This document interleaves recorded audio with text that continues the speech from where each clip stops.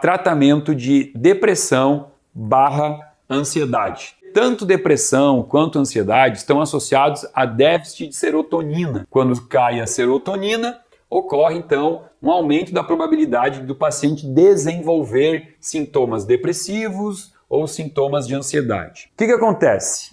Hoje, um dos medicamentos mais prescritos no mundo é a categoria ansiolítico antidepressivo, justamente para tratar a depressão e a ansiedade. E muitos pacientes chegam até mim usando esses medicamentos. E eu defendo um tratamento muito mais natural. Vamos entender a rota metabólica que dá origem à serotonina, tá? E a produção dela começa com um aminoácido chamado L-triptofano. Ele está no alimento, né? Você precisa consumir. Por que é importante o triptofano? Porque lá no intestino, e aí agora é que entra o intestino, o triptofano ele vai sofrer a ação de uma enzima chamada triptofano hidroxilase e também os cofatores que aqui vão entrar vitamina B6, magnésio e vitamina B3. Eu tendo a enzima que faz a hidroxilase e eu tendo os cofatores, o L-triptofano vai se transformar em 5-hidroxitriptofano. O triptofano se converteu em 5-hidroxitriptofano e ele vai para uma nova etapa onde vai se transformar em serotonina. Através do nervo vago vai ir até o meu cérebro, né? Isso vai ser mandado estímulo para o meu cérebro para que eu então conduza a sensação de bem-estar, plenitude e felicidade. Então, aqui eu tenho um neurônio querendo comunicar com outro neurônio e ele vai estar mandando um sinal, né? Um estímulo de felicidade que não vai acontecer, porque entre esse neurônio e esse outro existe uma coisa chamada fenda sináptica, que é um espaço que impede que um neurônio converse com o outro. Porém, existem substâncias que, quando estão presentes aqui na fenda sináptica, elas conseguem servir como pontes para que este comando, este estímulo, ele continue até o final. São os neurotransmissores. Agora, pensa comigo.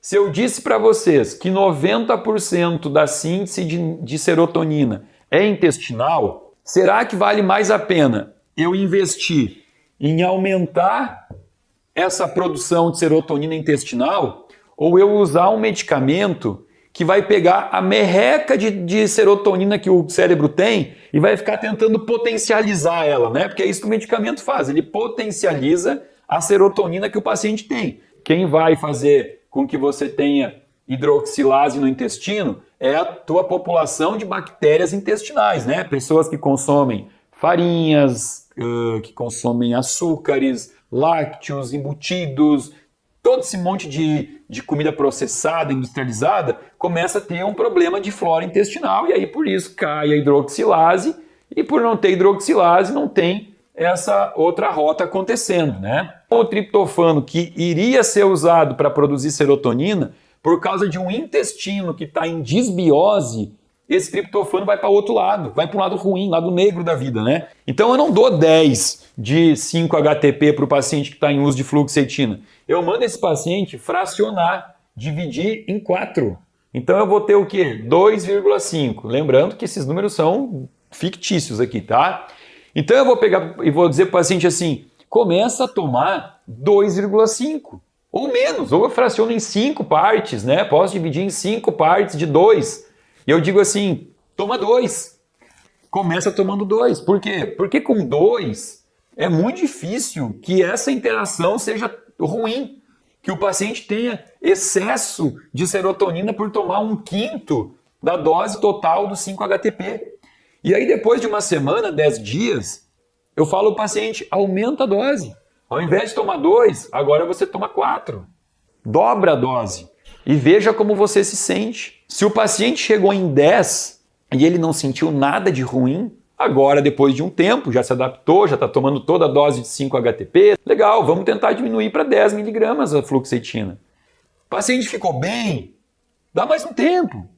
Usa 10 miligramas, depois de um mês ou 2, vamos tentar diminuir para 5 miligramas.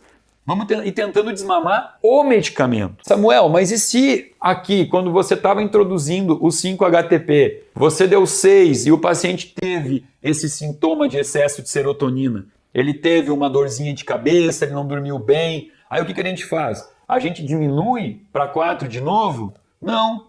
Eu já estou conseguindo promover tanto aumento de serotonina que o remédio já não precisa ser mais na dose total. Então, ao invés de eu baixar o que é natural, eu vou baixar o que é químico. Eu já faço meu teste no consultório. Eu diminuo de 20 para 10 o remédio químico. E quase sempre isso já faz o paciente ficar estável. E ainda eu consigo continuar aumentando aqui.